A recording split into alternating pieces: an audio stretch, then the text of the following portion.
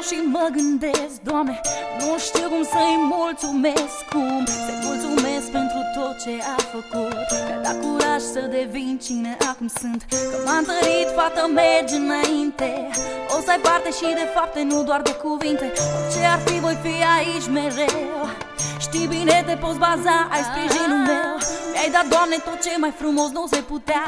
Mi-ai dat speranța să o trăiesc și o trăiesc prin ea. Mi-a fost alături zile bune și nopți grele, când plângeam din despărțiri sau bârfelele. De mici copii a mereu mă apăra.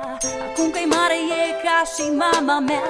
Mă alintă, mă răsfață cât se poate și dă și păm să mă trezesc la realitate.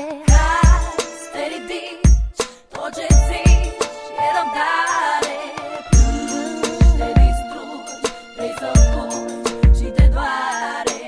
Dai tot ce ai și ce n-ai, totuși pare că nu te descurci să le pui lumea la picioare.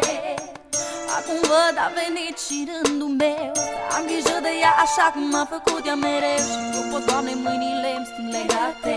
Nu pot să fac să o trezesc la realitate.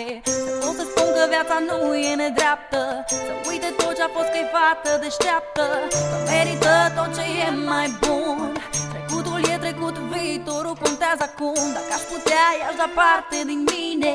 Vreau să o văd zâmbindu-l de fericire. Să spun, hai că putem să o luăm de la capăt, să dăm peste amintiri așa doar întreagă. Că astăzi ca să te ridici, mâine-ți trece. Să-i amintesc că unde-s doi puterea crește, că împreună trecem peste tot, că o prietenie trece și prin foc.